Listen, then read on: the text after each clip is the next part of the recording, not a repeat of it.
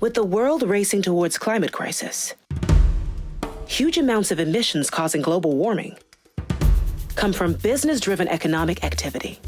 We have to go 3 times faster in terms of reduction of CO2 emission. These episodes related to climate change seem to be happening more often and with deeper consequences. We cannot walk towards carbon neutrality. We have to run. It's got to be technology-led. You cannot do everything by yourself. Most of the solutions exist today.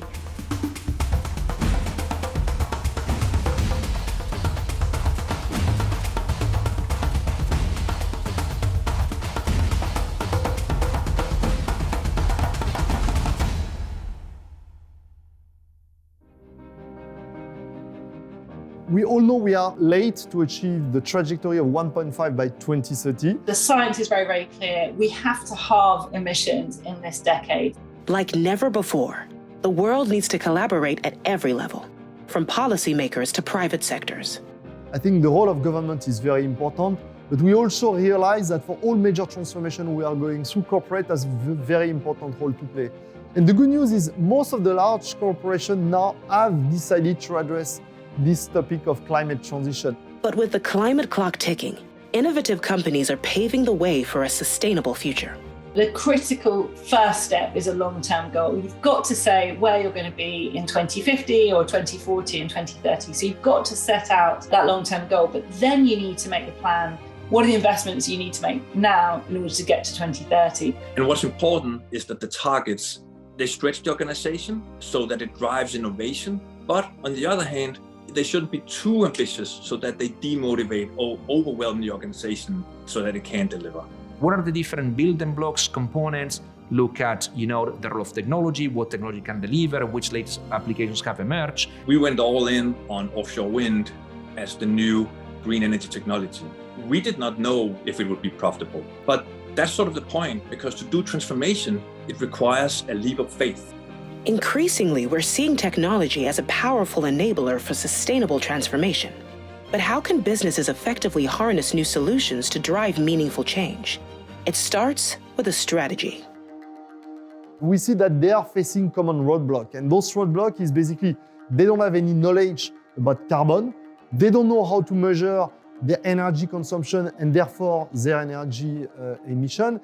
Energy represents 80% of the carbon emission when it comes to supply and demand. So it's very, very central in the carbon equation.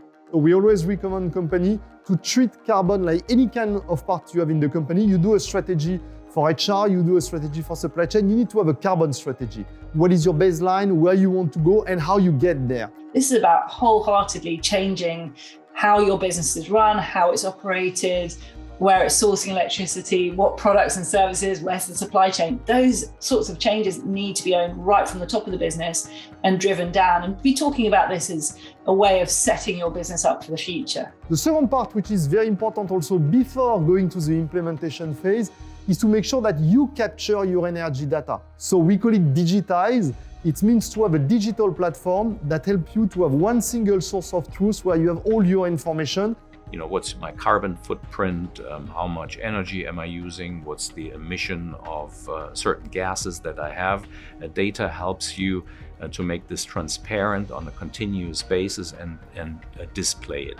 Because only what you can measure, you can improve. The third phase is about to identify what are the big areas in your company where you could reduce your CO2 emission. It could be in a building, it could be a data center, it could be in an industry. If you know how much energy, for example, your data center is consuming, you know what kind of temperature profile you want to have, you can start improving it.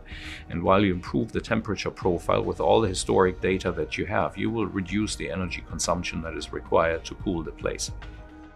Our development and growth has for centuries been powered by fossil fuels. But in order to decarbonize, we need to drive the convergence of digital and electric, a concept known as Electricity 4.0.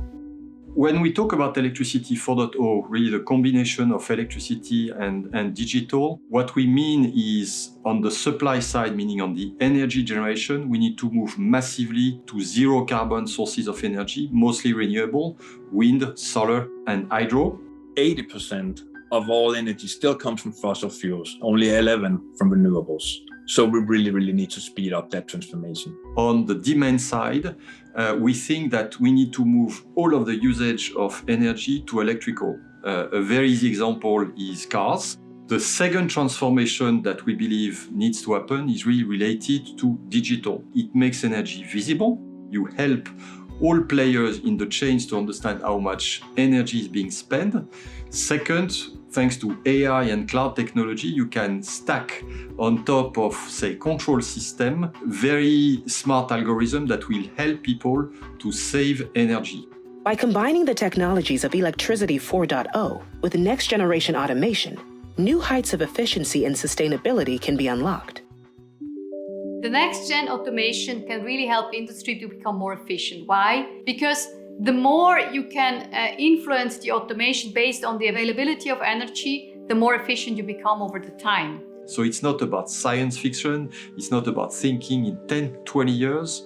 These solutions are applicable today. So as we start to adopt these new technologies and solutions, we're seeing that making changes for sustainability can also have a positive impact on profitability.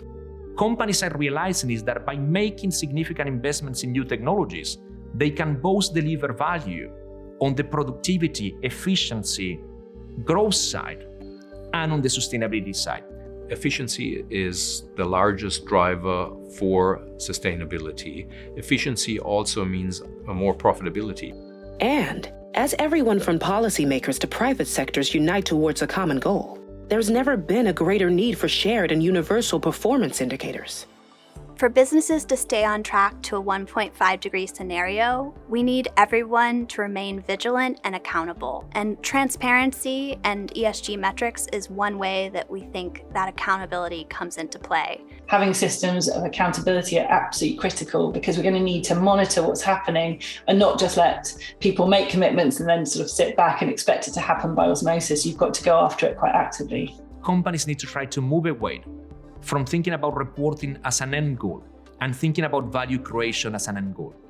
And if value creation is defined in a way that covers productivity, growth, profitability, but also sustainability and having a positive impact on society, then you can start working backwards and defining the right metrics and KPIs that can help you monitor performance across those three areas. When you're successful at imbibing sustainability into your culture, you're going to be set up for success for many of your business outcomes as well.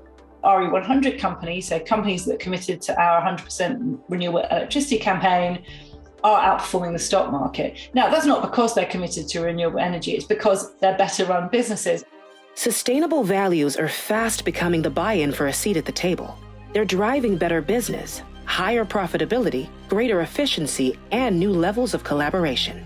We actually believe it's an opportunity to build a net zero building, a carbon negative data center, and a home of the future that's actually happening today. We shouldn't be afraid of this net zero or low carbon world, and we should also be clear that there is no choice.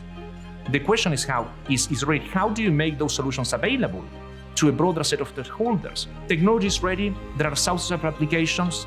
The biggest challenge that the global manufacturing community has today is how to make them available and really deploy them at scale. We always recommend to strategize, digitize, decarbonize, but we always said you have to do it with your entire ecosystem because you will never find only one company who can address all the issues. So working in partnership is very important. It can be technology partnership. So building an ecosystem that will help our customer, we believe this is the only way to succeed in the future. There are already existing solutions and technologies to drive sustainable change. But in order to meet our net zero goals, a culture of global collaboration and partnerships is crucial.